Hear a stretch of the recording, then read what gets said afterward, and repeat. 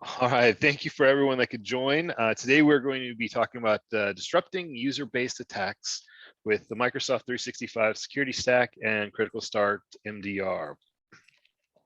So I'm going to just go to the next slide here. The introduction, we're going to go through introductions real quick. I'll introduce myself, then Charlie will introduce himself. Then we're going to go and have a few minutes of just slideware to kind of conceptualize what we're talking about.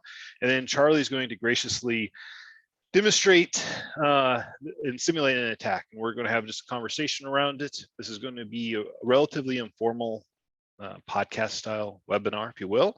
So hold your questions to the end. There'll be a time, we should have plenty of time to go over any questions and we'll get into it. So with that, I'll go ahead and introduce myself and I'll hand it over to Charlie.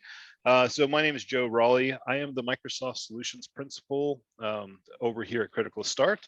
I am all things Microsoft. I've been a Microsoft fanboy for a while. Actually, we're both Microsoft fanboys, so it's a good thing we're not talking about Cylance or some other product, because I don't know that we would have been able to keep a straight face. So anything that comes from the Microsoft wheelhouse, we have tons of experience between the two of us, either deploying, managing, using, configuring, and all the things in between.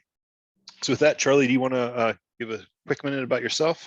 Yeah, so I'm the Microsoft product manager here at Critical Start. So kind of like Joe said, anything that touches the Microsoft wheelhouse, I'm very involved in how that could integrate with our platform, where we do our investigations and response actions, which is called ZTAP. So I help work with our engineers, I work with customers, folks like Joe, and kind of collaborate on new things, exciting things, or hey, Microsoft, what hasn't been released and what can we develop now in preparation for that? So, just like Joe, like we have a lot of experience in the Microsoft space and outside Microsoft space. And to make this more realistic, right, we really want to do, hey, like, let's do an actual attack, a live attack, right, and kind of conceptualize. So that's kind of who I am. Joe, I'll just kind of pass it to you. All right, thanks, Charlie. All right, let's get right into it. I don't think either of us really like slideware, so you're not going to get a lot of that from us. So I apologize if that's what you came in here expecting. But the one slide that we're going to kind of focus in on and kind of just have a little conversation around is this slide here. So the anatomy or life cycle of a credential phishing attack. And, when you hear phishing, it can take all sorts of meaning for people. But, the relevance of why this attack is important is that it is monumentally and what is mostly how an adversary gets in your environment. There are other methods, but that covers the giant surface of what is going to be inside your environment, or how an attackers are going to potentially breach your environment. And even to this day, it continues to kind of grow and become more sophisticated. So we're going to walk through one example. It's not the only example, but it is one that I think that anyone here can relate to. And so with that, let's go into it. So the first step is, in this case, our own case, we're going to have Wicked Charlie over here is going to set up his criminal infrastructure. And so you're going to see that. We're going to show that here in a minute. And that isn't as hard as it sounds. Actually, it's quite easy. There's quite a bit of commodity tools out there for an adversary to go and spin up and take advantage for doing these different things. And you don't have to necessarily compromise a legitimate domain. There's plenty of examples where you're using lookalike domains. So things are going to impersonate. So you have LinkedIn, for example, was breached. Or it wasn't breached, but there was a major vulnerability or exploit that happened a number of years ago, probably 6 years ago now, where LinkedIn was just spelled, they changed an L with an I and used that as a large-scale phishing attack that harvested somewhere in the neighborhood of 30,000 plus credentials. So just similar attacks, really simple attacks, are very effective for our organization.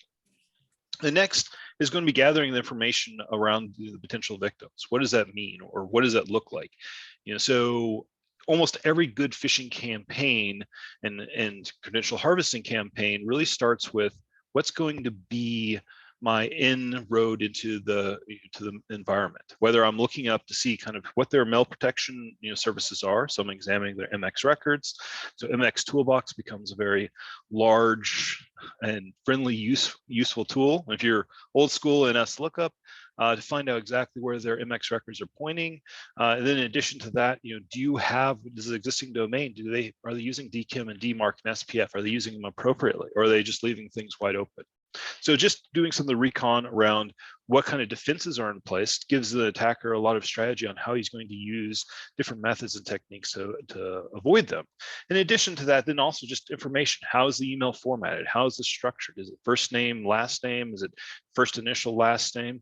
Those things are all kind of come into play and how I'm going to do that. Then I even take it one step further and I'm pulling up LinkedIn profiles and figuring out who are regular businesses that you might communicate with, and how does an employee inside your environment interact with those different other employees, and what are the different chains of like communications I can use and leverage so I can really kind of make a legitimate attack or legitimize my attack. And that's really the next step here, is sending a malicious payload. And you're going to see this again in a minute. And that comes in all shapes and formats. Here we're going to be talking about specifically email format, but don't discount whether it's links, and those links can be coming over a Teams or Slack or Zoom communications. So anytime that there's URL involved, or we're taking someone and having them click off of something inside of your control and moving into another avenue, is a means for a potential attack. And also don't consider, or don't forget to consider, I should say, that the attacker can also start going and targeting social media of that particular potential victim, as well as their own personal email. So not only do I try to go and get my beachfront from their corporate email, which certainly probably has some different protectors in place, but I can also start pivoting and looking at attacking through like your personal Hotmail account or your Gmail account. We're going to entice the victim.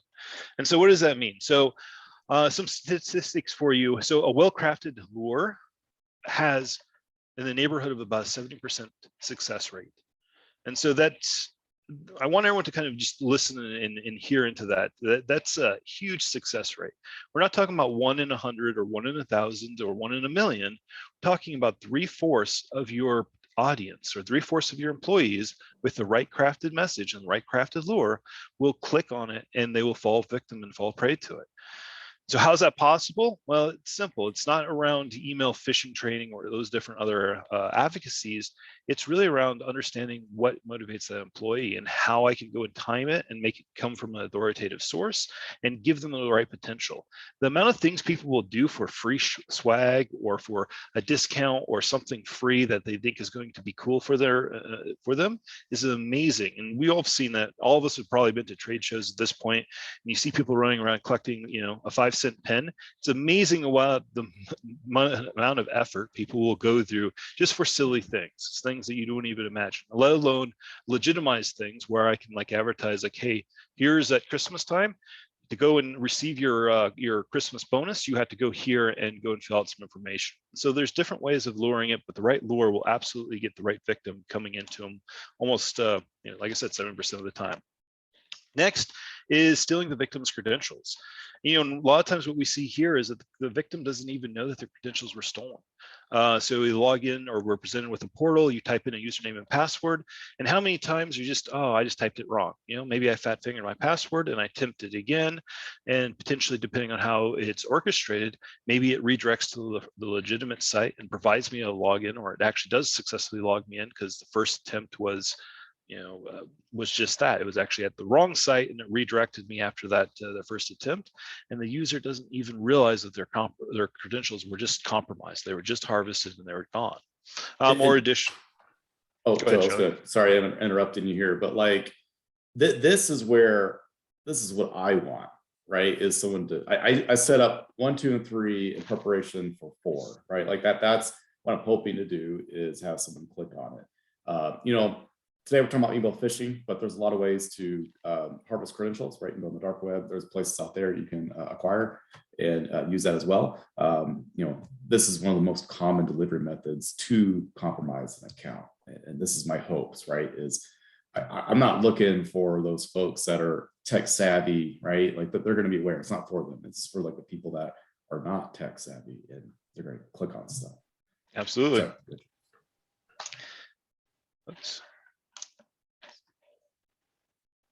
There we go. The victim's data then is sent to a drop account, or basically the victim's data is now compromised. We've captured the data and it's moved on, or we use it, or the adversary uses it to go and gain access to other network resources or pivot, or in a lot of cases they use that to phish others as part of an internal campaign, right? So once I get my beachfront with one user, so let's say I go into I go find Steven's account. He's over in part of our marketing team. And then from there, it would make total sense to run a marketing push internally and go and phish other people that are part of his contact list and his contacts, and use that as my landing page, and then my lure around how do I get more people into my environment. And so it's quite malicious in terms of how it can spread inside of an environment and what you can do and compromise inside of all these different things. And finally, the exfiltration of data. And this really represents a few different things. So all this happens because it makes the adversary money. So right now you could log into Signal or Telegram, and you could go find communities and groups that their whole job is really around this, where they're selling user credentials. They're not even actively exploiting. They're not doing anything from a vulnerability perspective, but their whole job is that they're going to get paid money for, depending on what corporation you're in or how large the corporation is or whatever that feeds the different metrics, and they'll get several dollars, or they'll get tens of dollars or thousands of dollars depending on the account type, that just for selling their credentials. And so it's all about the money exchange that happens from this criminal organization that's kind of built in underneath everything.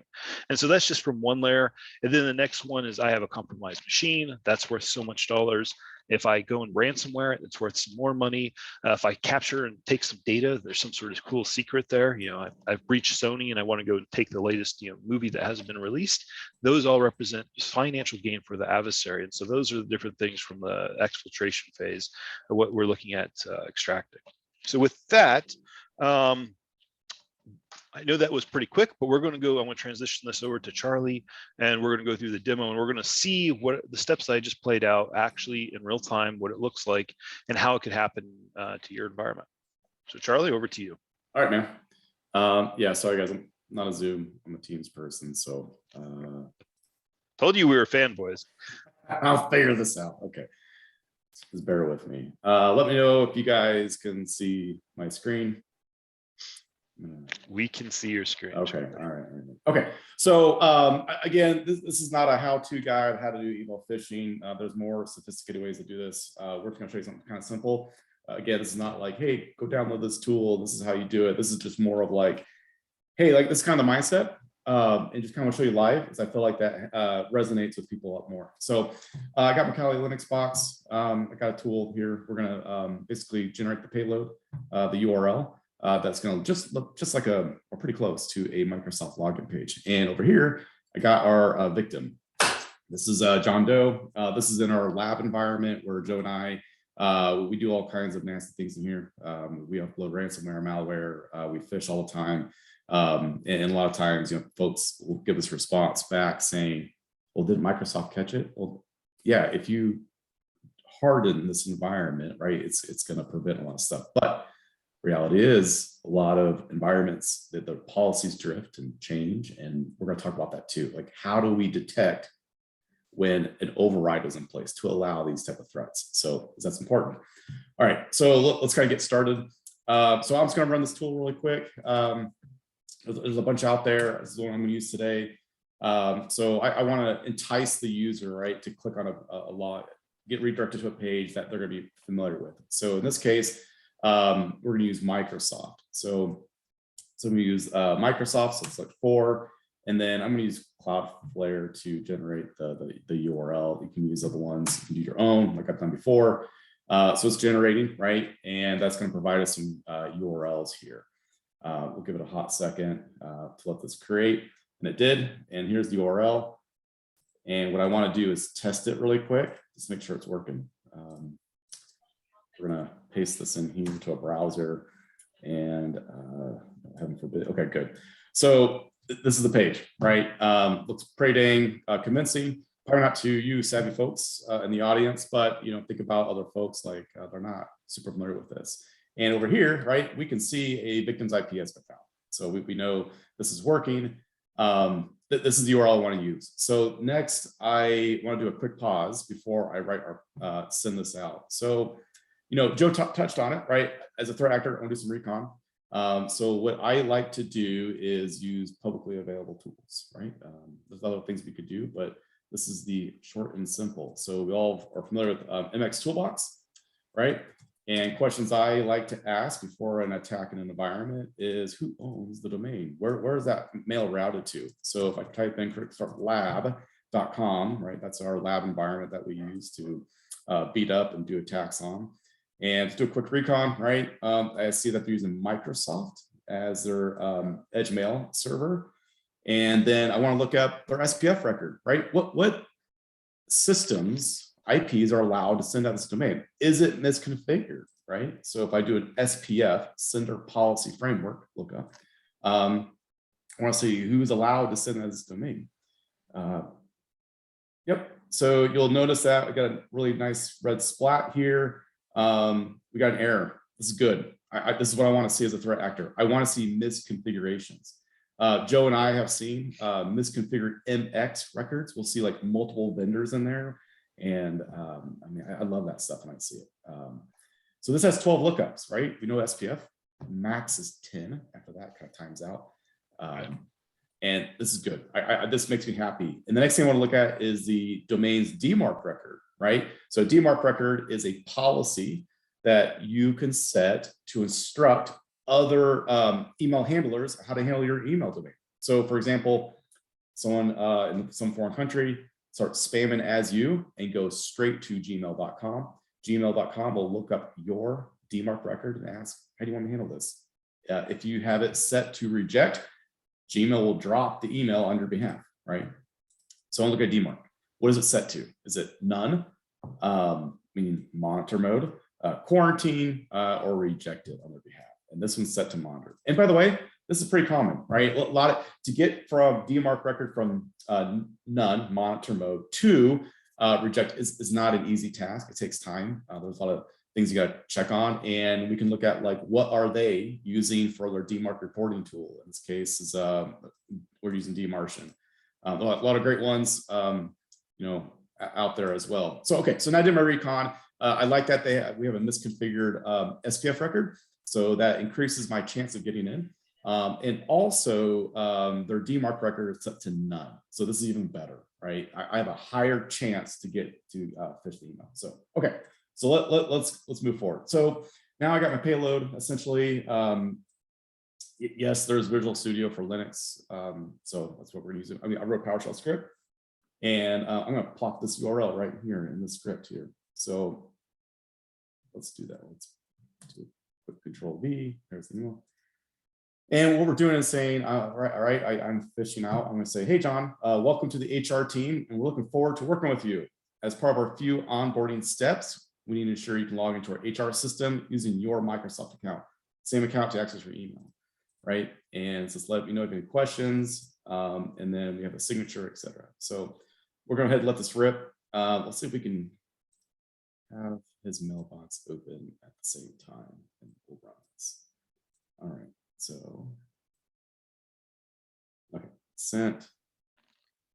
Now, in a real world, the attacker is probably going to have a little bit more. He's going to take a little bit more time crafting or masking that URL. And so we're just taking it right from the Cloudflare URL as it is, pasting it in there because we're being lazy. But yeah, and guys, from our experience, with the service, this is part of our N365B offering. This is part of it.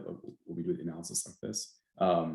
Most of the time, phishing emails, it's extremely well crafted, really good email phishing, or it's that there's some type of an override in place where the customer accidentally added an override to allow this behavior. Okay, so I'm a user. I see this. I'm new, right? And we talk about recon. Part of that is looking at a company's LinkedIn, see who new profiles are associated to that LinkedIn profile, and see who's new. And then as such, we want to kind of like pick them, and because they're our primary target. So you click on it. We'll see. Yep. So we'll just punch in John Doe at Critical Start.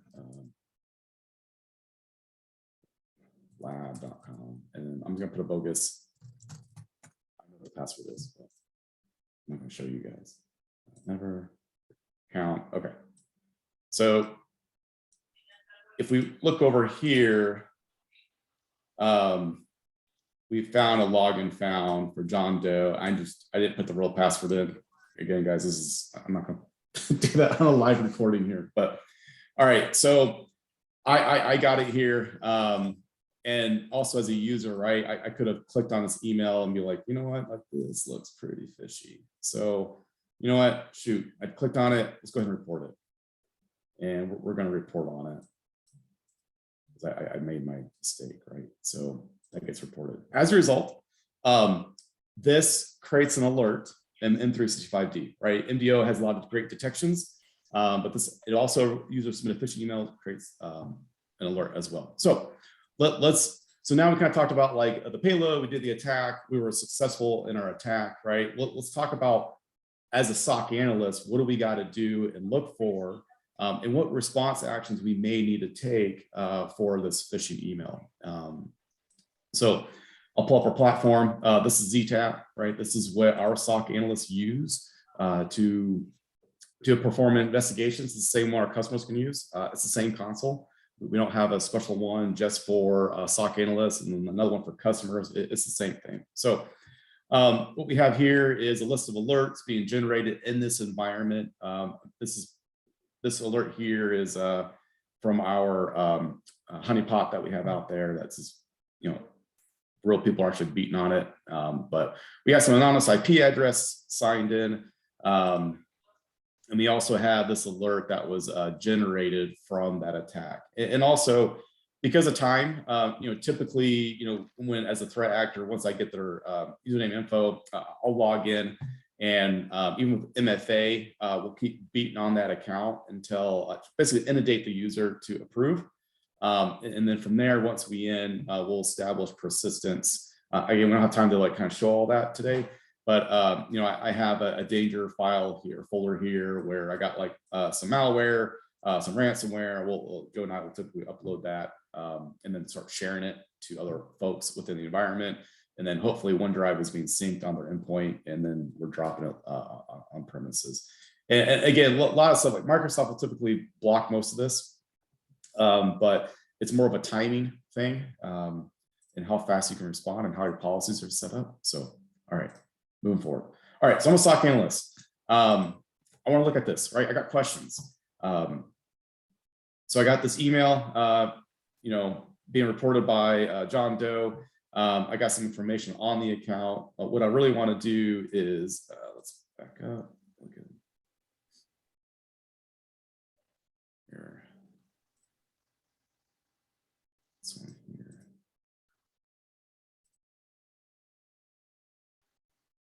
Hold on a second.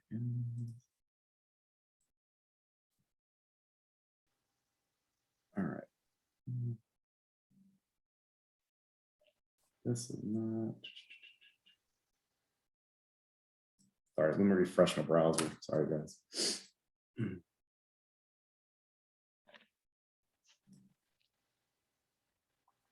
See if this will pull up. I might have to close out. Yep, let me close out real quick. Sorry, guys.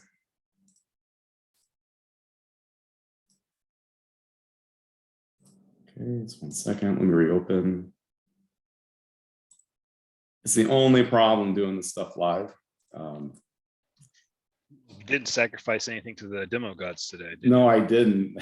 I was kind of running short. What do you think that Microsoft fanboys would sacrifice? I'm thinking like a MacBook Pro or an iPad. There you go. There you go. Is that what we do? Is you throw it in the, or maybe it's a Surface. You have to maybe sacrifice something of the Microsoft product or an Xbox. Either one's fine. I'll do it. And this is our dev lab environment. Yeah, it's not. Okay, sorry. Let me pull up one more environment. Great. Sorry, guys. So we are getting to see, you are getting to see kind of the interface of ZTAP. So our SOC engineers use our Zero Trust analytics platform to go and surface all the Microsoft alerts.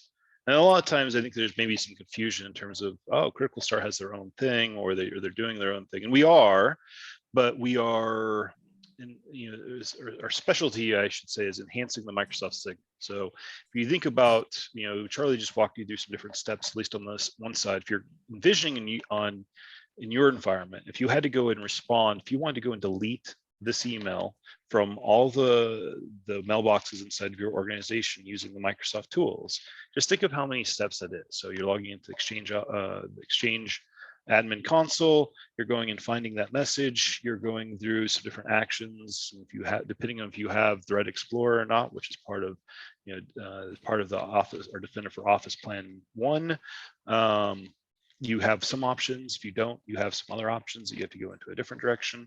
And so what we're showing you now as part of this sequence of things is just how quickly our analysts can respond to this. So I think to some of the questions that Kyle's asking in the chat, MDR services are kind of by their nature reactive, because we're getting alerts from the customer that we're watching. But we are, part of our mission statement here is really, how do we minimize the amount of impact that an adversary can do in your environment? How do we keep that to the shortest period of time that we can do that? And how we do that is all part of using the ZTAP platform. Okay. All right. So as a SOC analyst, I want to take a look at this email phishing alert. We built a lot of, when we get an alert, right, it doesn't always have all the data that we need to do the investigation. So we need to pull other data about the email, ask more questions. So we do different API fetches to grab this information. So, with anything, we want to know a little more about the email, like the SMTP header, right? It has a lot of rich data in there. So we built a tab to fetch this data for us. And the questions we have is, was the email, did it pass SPF, right? Was it DKIM signed? Not a big deal if it's not DKIM signed, but it adds context to it. Same thing with Dmarc. Do they have a Dmarc policy? Was it signed? And then next, we want to know more about the sender, because every email address has two from addresses, right? It has the mail from and the from address. What gets displayed to the user is typically what gets spoofed, right? So we have questions about that. Like what about the user and what did they see? We saw an attack last week. It was really well done.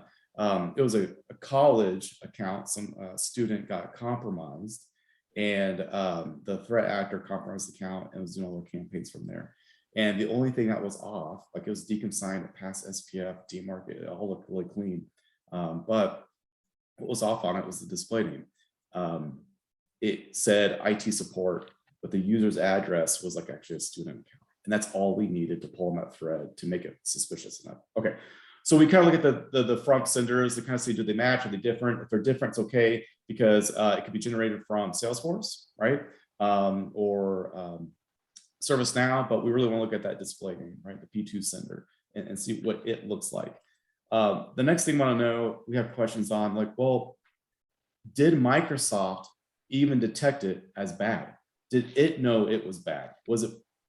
So in this case, we do see it. We see that it was the different categories being assigned to this actual email. It was not only flagged as spam, but also high confidence phishing as well. So now we have an email that it was delivered to the user in their inbox. MDO, Microsoft Defender for Office, found it bad. And the next question is kind of well, how did it even get here? Well, we can look at, in here, we can look at system overrides, see that did a sysadmin override this and allow this to happen? This is really common. We've seen where a system administrator goes into Exchange, either via an Exchange transport rule. I've seen it where someone would whitelist gmail.com. It says anything from gmail.com is bypass all filters and deliver it every time. And guess what? It will absolutely honor that commitment, right? Will honor that system setting. Even though the MDO will be like, hey, this is bad, here's why it's bad. We can, so what I'm trying to get at is that not only that we can remove the threat, Well, we can also give recommendations back to our customers and say, hey, by the way, we saw this email, it was bad. Let's go ahead and delete the email. And by the way, when we delete it, it just doesn't delete it out of the user's inbox. It deletes it out of the entire organization. These most commonly, like when we do a phishing campaign, we're actually hitting multiple mailboxes. Out of all the mailboxes we send to, maybe only 1 or 2 maybe submitted as bad. A couple more might have deleted the email because it looked fishy. They're going to delete it. And there's a whole remainder that's still sitting in there. So we can, like, when we delete it, we remove it out of everybody's mailboxes. And also, if for whatever reason, it was actually legit email, even though everything about it looked bad. Let's be honest, like, no offense to Steven from Critical Start and Call Marketing, they're really good about sign up for new spam cannon services and forget to tell internal IT, like, hey, by the way, I signed up for a Mailgun. I forgot to let you guys know so you guys can edit your SPF record, get it deconsigned. So as a result, it's just kind of being marked as impersonation and spoofing. So there's times that there can be a legit campaign, but we have every evidence to say, yeah, this looks bad, and delete the email. But we can also undo it, right? Put it right back to the way it was if we were wrong. But we can also take, so that's like one response action we can take, but we can also come in here and say, do we need to take action on the account, right? Do we need to disable the account and revoke session tokens? So force a sign off. And what that does is that, if an account is compromised, right, the threat actor logged in. So now they're kind of running around acting as a user, but we could disable the account so it prevents them from getting back in. And we can also kick them out by doing a revoke session tokens. So in our remediation responses that we do, we can undo. So we can disable the account, we can re-enable the account. Maybe it's a customer that has an Azure AD identity protection policy where we can confirm the account is risky, which then aligns with your policies. So maybe your policy is to anybody with a medium or high risk level, we can set that, and that will enforce either a block on your end or a password reset, depending on your guys' policy. But other things we should be aware of is, like, what other sign-ins should we be aware of on this account, right? We can enumerate the sign-ins. We can look at other Office 365 activity. Do we see a mass download? Are we seeing any like upload to their OneDrive, like any other activity we should kind of be aware of for context? We can also see other alerts. Is this the only one for this account? Are we seeing anonymous IP login? Are we seeing anything like that? So we can give like a lot of data in one place really quick to make an informed decision on response capabilities. We can also look at, let me go here. So in addition to that, right? So we have a user, they submitted an email, they have no idea where it went. Like they don't know, right? Like if you got removed, maybe they could notice it that way. But what we also want to do is have the ability for our customers to send feedback to the actual end user. And we can do this a couple different ways, right? If it's an actual email that was phishing, right? Customers can come in here to an email template. This will be sent as your email domain, and you can send a notification to the user to let them know, like, hey, by the way, thanks for the submission. It was phishing. Thank you. We went ahead and remediated it. Or it was like negative result. Or it could be, hey, thanks for the submission. This is spam, benign, what have you, and we can also give feedback. So this becomes part of your security awareness training internally. So we can lockstep with you guys and give that positive reinforcement to the user. This is something that Microsoft doesn't really have. Like when a user submits an email, there's no automated way on the outcome of it. So let people know. So yeah, and this is really important. I think that this is one step that's overlooked. We know that historically that phishing awareness training really isn't very successful. You can tell people all day long that, hey, there's this thing out there phishing. People are going to try to ask you for obvious things like credit cards and stuff. And so the very obvious phishing and the poor phishing email attempts, those are all kind of, everyone is jaded enough to ignore those. But a well-crafted phishing attempt that is structured, has the right lure, those are still highly successful, regardless of how many training attempts, regardless of how tech savvy the end user is. So having positive feedback, so enabling the end user who just heard the IT guys making fun of, some poor guy that with his IT 10 error in the lunchroom, that they don't want to go and just submit a dumb question, and they don't want to go and they don't want to add into anyone's workload, but having the ability to kind of just automate that, hey, I'm going to submit this because it is suspicious to me, I don't understand it, and getting a response back, a positive reinforcement of like, yeah, no, this is great, you did a great job, or no, this is fine, here's the education around why this wasn't there. But enabling the end user to kind of really experience that is something that I haven't seen anyone else do. And I think that this is, an amazing way of kind of going about handling your user awareness around email specifically. Yeah, the capabilities we have around, credential harvesting, right? There's a lot of ways to harvest credentials, right? But it's also, sometimes customers have something misconfigured. So maybe the detection is not on a phishing email. Maybe it's an anonymous sign-in IP, right? So no matter where the customer drops in or the threat actor drops in, we can disrupt that attack the entire way, right? So if it's hey, we haven't fully implemented the entire Microsoft suite, that's okay too. We can see where they did get intercepted and disrupted the attack early on, or maybe later, depending on when it got detected. Or if we have it fully baked and deployed, right, we can do it way earlier, or due to misconfig, maybe it happens a little bit later, but no matter where the attack occurs, we can intercept and disrupt it. Whether by disabling the account, confirming the account is risky, we can remove the email, the threats, so it doesn't linger longer in their environment. So. And one of the things to point out, so the platform that you're looking at right here, so we're leveraging all the Microsoft tools. We're pulling in all this data in here, and this is what our SOC analysts use to drive our metrics and how to go and triage and to respond to the alerts that are coming from our customers. But our customers also get access to the same tools. So they get access to the same console, they get access to this and also a mobile console. So they can do the same things. And I like to think about it, I have a lot of experience and a lot of history around, administrating, M365, doing all those different workloads. Just the other day, I had to go and ask Charlie, where the hell, I'm trying to delete an email outside of a mailbox, and I know the function's there, and I'm moving around Thread Explorer, and for some reason I just can't find the the drop down for the delete button, and I'm just scratching my head of where it is. And if this were an actual threat scenario, I would have wasted a couple hours of times. I was just messing around with, where on earth do I need to go and click? I know this functionality exists, but I haven't used it in a couple months. Where is it now? It's been moved. It's a new portal. And if I think about in a real world in a production environment, the impact of what an adversary can do in 3 hours until you can remove them or remove the threat from the environment versus what he can do in 3 minutes is significant.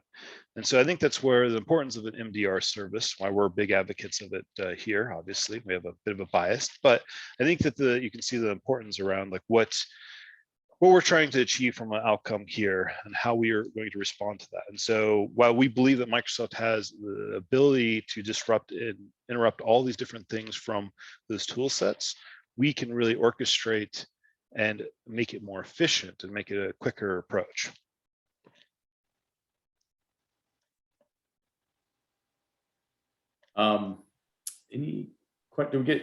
There was probably questions being set up, but I didn't get a chance to.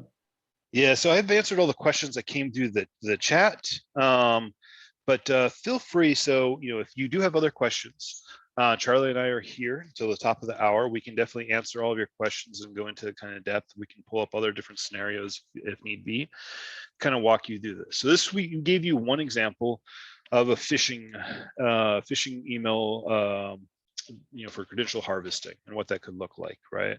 This isn't by any means the only example, so if you think about all the different other ways of disrupting it. So this is disrupting it from a user reported submission, but also disruption kind of continues from there. So if we're talking about a full Microsoft security system, we have Defender for Endpoint, which is going to start detecting like suspicious behavior on the endpoint side. We have Defender for Office, so before the email even gets delivered, of all the different exchange components. And then we have a few different other things.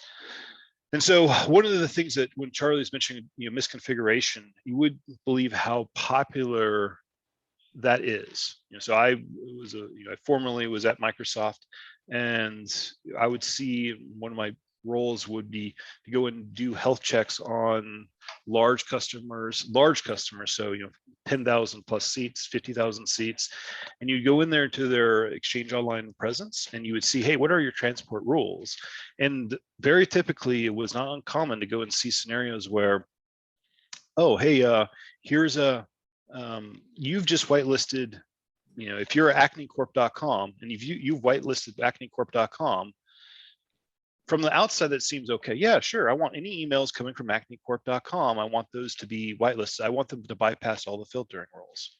Well, what does that enable an attacker to do? If an attacker is sending and spoofing off that domain, it bypasses all of your spam filters. Also, if he gets a landing front, if he gets into one of your customers or one of your end users, then he can go and send malicious emails, malicious payloads through that same channel, and then it bypasses all the Exchange filters because you've whitelisted that sender domain. You need to be really careful in your transport rules of what you're whitelisting and allowing, and it needs to be as granular as possible. It should be reviewed every quarter. And I've never been in a large institution that had any kind of review cycle around their transport rules. And so those are things that just kind of you inherit, and you can cause all sorts of issues around. It's amazing. Microsoft catches it 9 times out of 10, but you also have probably 8 of those 10 times that were allowed to the inbox because of a transport rule. So there was a couple questions that came up while I was pontificating. So Charlie, do you want to speak at all, or can you speak at all to any upcoming